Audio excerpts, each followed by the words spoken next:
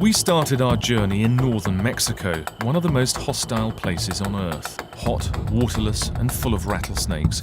It was here that we picked up the Migrants Trail. America is building an iron wall to keep illegal foreigners out. So far it's gone up through towns, but this just forces them further out into the desert to cross. We're driving to San Miguel Gate, one of the lonely posts along the border between Mexico and the States. And we know that this area is frequented by drug gangs that are smuggling narcotics as well as people across the border. And we've just come across this old Volkswagen that has been pumped full of bullets. It may look empty, but thousands of migrants cross this bit of the desert every day. We soon came across a group of them.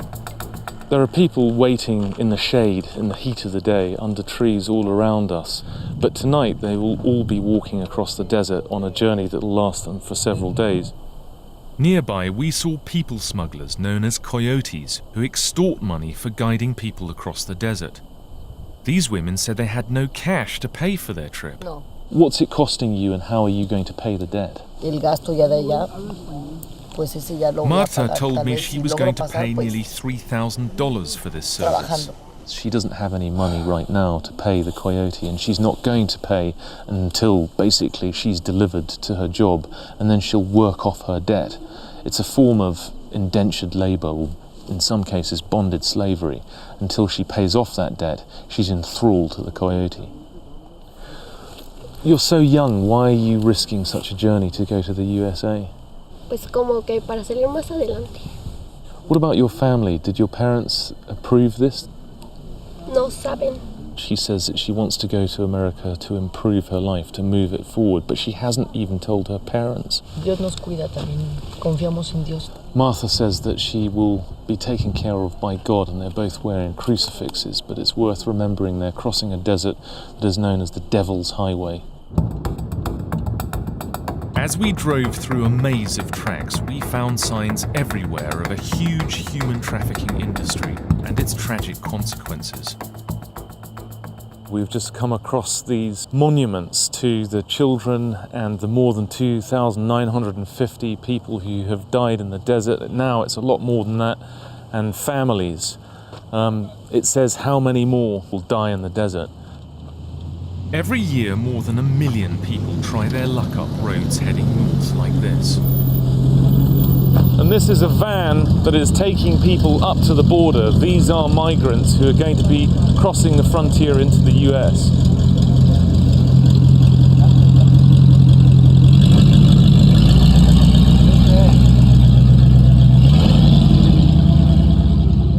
We persuaded the driver of this van to let us travel with them. But inside, the migrants were too scared to talk. They seemed terrified of the coyotes, despite relying on them for their survival. Near the border, state officials stopped the van to offer advice and supplies. But under Mexican law, they were powerless to prevent them from crossing. One of the things that strikes me is that these people already look exhausted. Some of them have been travelling for days or weeks, and they already look dehydrated, and they're carrying almost nothing, which is why they're accepting tiny little bottles of water. And from here they've got 30, 40, 50 miles to walk through the desert. I spoke to Nelba, who was from Mexico's impoverished south. Why are you making this dangerous trip?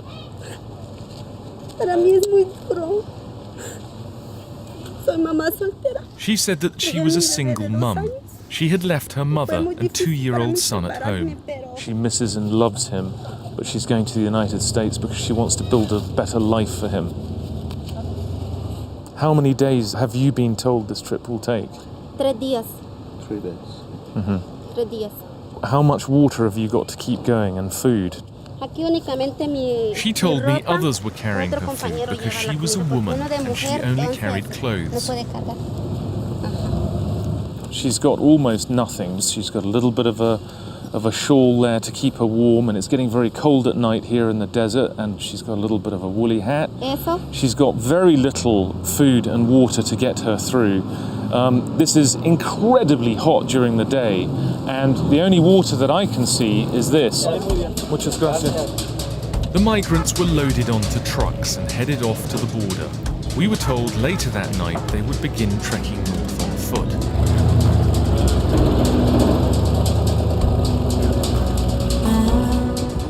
We followed them out into the desert in the hope of seeing where they would actually cross the border.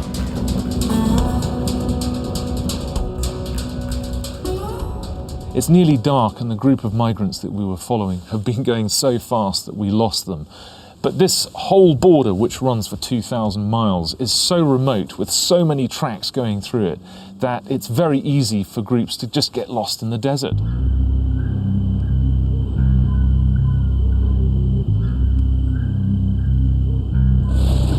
I crossed the frontier into the US the legal way.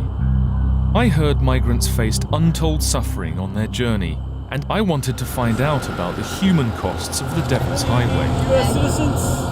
British.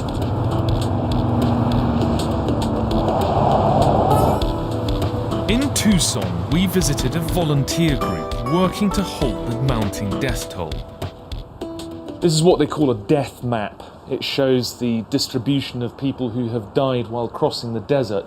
On average, since 1993, about 1 a day has died. And here you have red dots for people who died of heat, blue for cold, and black for unidentified skeletons. About 4,000 people have died since the mid-1990s, which is just an incredible figure to me. It's like a small conflict. The group is run by a priest, Robin Hoover. He wanted to show us Arizona's Badlands, where 300 bodies were recovered last year. Oh, I found an 18-year-old girl out here. Long black tresses stuck to her scalp, no flesh, open rib cage, been eaten by the animals. Robin puts water tanks along the most heavily used migrant trails. It has been such a heavily used station through the years that we maintain 3 barrels or 150 gallons of water here. Approximately. So this is one of the water stations. Water had just dripped here in the last few hours, or it wouldn't be, the soil wouldn't be that color. How many cross at the peak per day? There are days when there are probably 4,000 to 5,000 people out here on the ground walking. I wanted to know if the death toll was linked to America's stricter border controls. What is the humanitarian consequence of that on what happens around the desert? Every single time that we add more personnel or add more technology, then the migrants are forced by, if they're going to come at all, they have to go more circuitous routes, be exposed to the elements for longer periods of time. They tend to die. Only bodies actually recovered from the desert are included in the official figures. Nobody knows the true death toll. We've come to the county medical examiner's office in Tucson. When bodies are recovered from the desert, this is where they're brought for post-mortem examination.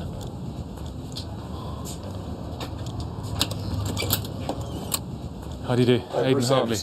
Here we found forensic anthropologist Dr. Bruce Anderson. He was examining the latest victim to arrive from the desert. What do you know about this case? Well, we know it's a woman. She probably lay out on the desert floor for 6 months. She's probably not more than 5'2", 5'3". She's in her early 30s. How common is a case like this? This happens every day in the summertime. We've averaged about 175 deaths a year. But it's a horrific death. We've heard it's horrific. We know from both reports from survivors and the condition of the bodies that people will start shedding clothing. They will start running through thorns and thickets and cut themselves up. It's not uncommon for people to hang themselves. And the assumption is that anything was better than what they were going through, and they took their own life. In the time that you've worked here, what has changed? Well, the sheer number of border deaths have gone up.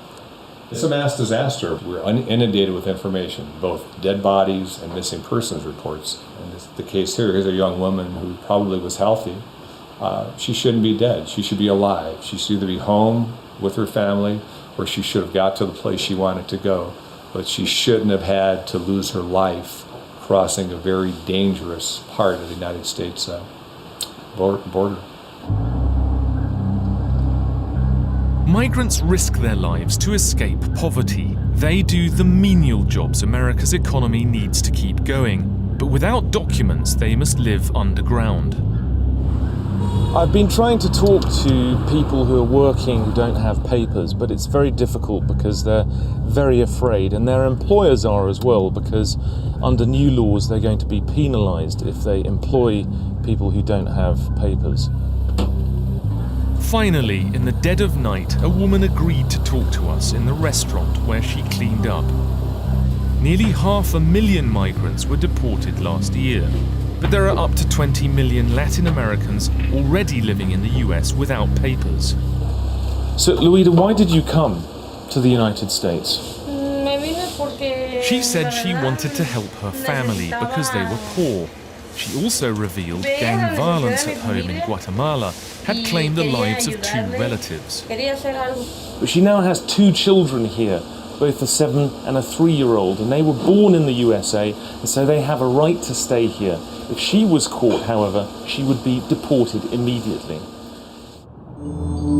In Phoenix, we heard the authorities were cracking down on illegal migrants.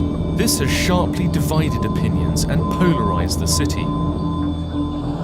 We're on our way to a place where we're told a demonstration is taking place, held by migrant workers outside a Phoenix furniture store.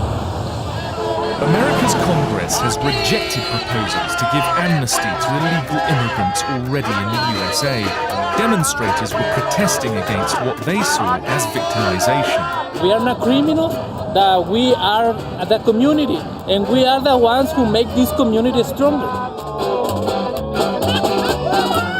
This is a legal demonstration, and there are only a couple of hundred people here. Apart from raucous Mexican music, they're very peaceful.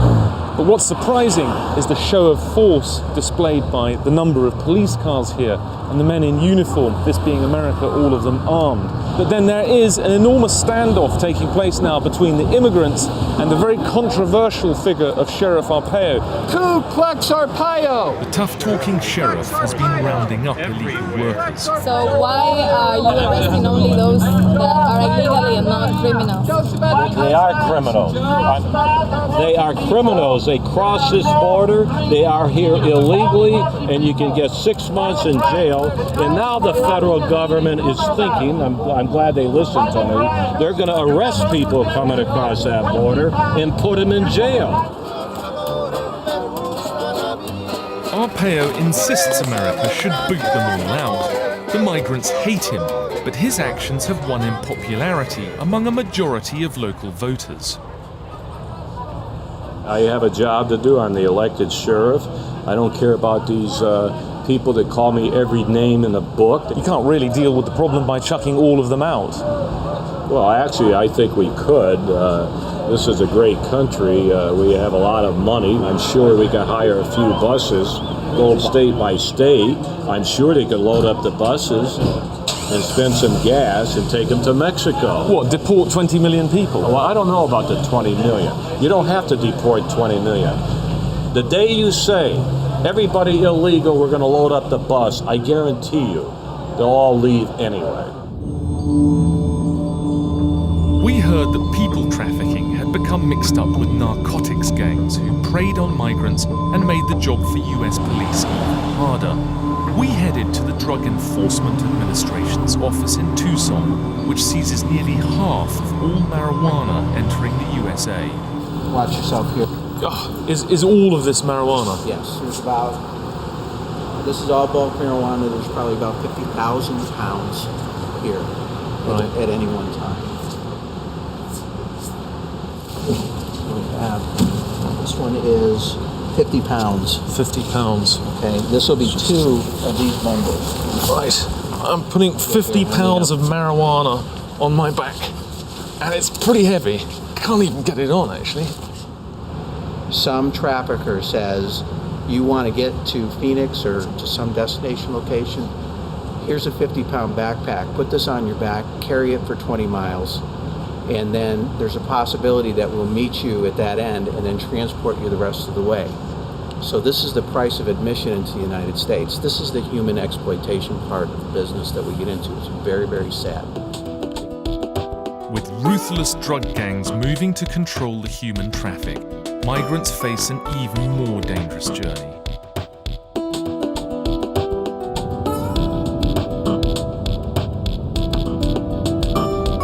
Driving in the border zone, security forces were out in such numbers it looked like a police state, not a democracy at peace. Even civilians have begun to police the area. We're driving through the desert on our way to visit a group known as the Minutemen. They call themselves a civil defense group defending America's borders from the invasion of migrants.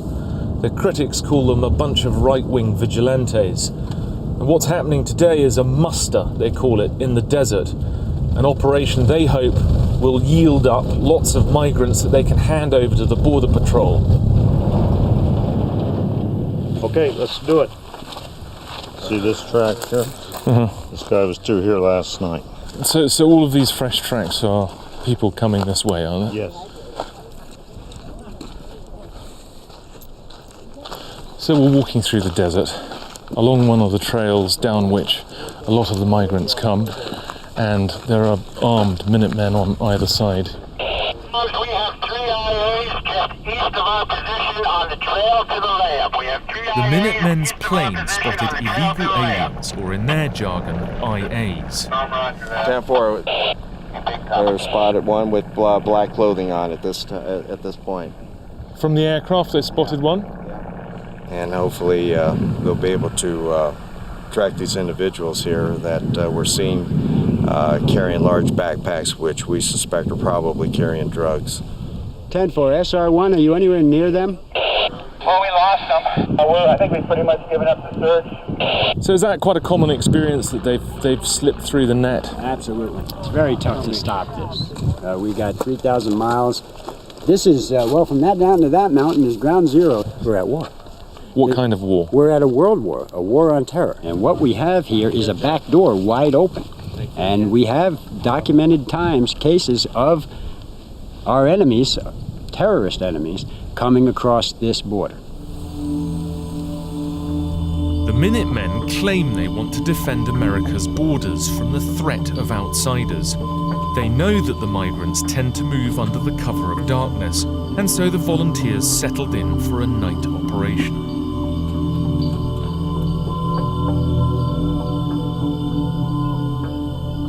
What it is a thermal imager, so it'll take a picture of anything that's hot-blooded out there. Up at the top or upper left. It seems to be a very active night. There's a group of about 10 people that has broken off down the hill, and the Minutemen are observing them from different posts. They've called in the Border Patrol. Minutemen don't arrest migrants, they'll track them until Border Patrol arrives. On the thermal imaging monitor we can see 3 figures returning through the desert. That may be 2 Border Patrol and 1 person they've captured. All I understand is that they are on the run, is that correct? That is correct. Did the rest get away?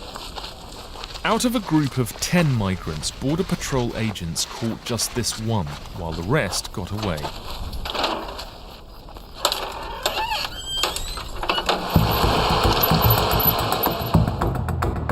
Back in Phoenix, Sheriff Arpaio's deputies had also been out arresting migrants. They had stopped a vehicle packed with 12 people, including a small child. And this is what happens to the ones who get caught. The migrants would now be processed and deported. You can just see the kid sleeping with his mother there. I wanted to talk to these people who looked exhausted and terrified. How long did it take you to cross? 2 días. Why was it a memorable experience? Pues la verdad, miedo de morirse porque es una experiencia bien dura, pues. He says it took 2.5 days to cross the border, and he said that it's an experience he'll never forget, that it was dangerous, that sometimes he felt that he wouldn't be able to go on. La verdad, yo siento algo He said this comes from the heart. He thought it was unfair that he'd been targeted when he only came to the US with the best of intentions, for a better life and to work.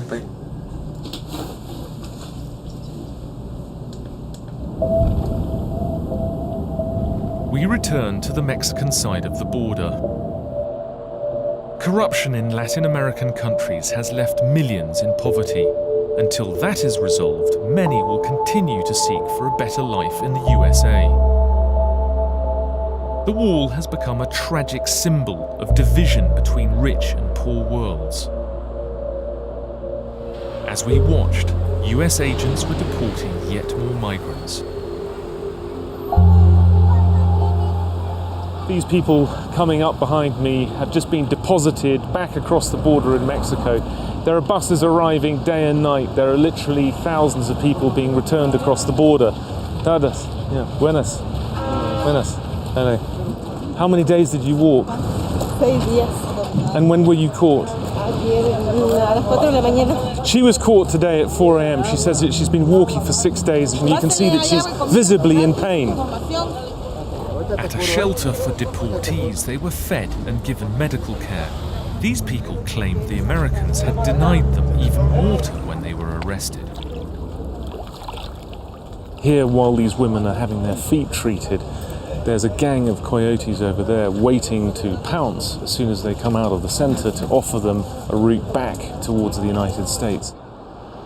We convinced one of them to talk to us on condition we hid his face. I wanted to know how the US was affecting business. As America builds more walls, uses more men with guns, helicopters and everything else, do you think that they're stopping people from going across? No creo que siga parando la gente. Pues como nosotros, como le digo, de varios viajes que yo He told me that he's been across about 20 times and he's only been caught twice. He's taken about 150 to 200 people across. He doesn't think that all of this money being spent on this wall and the huge technology and the guns and the deployment of thousands of agents is having any effect at all. More migrants hung around by the fence. As night fell, the coyotes waited to send the next group across.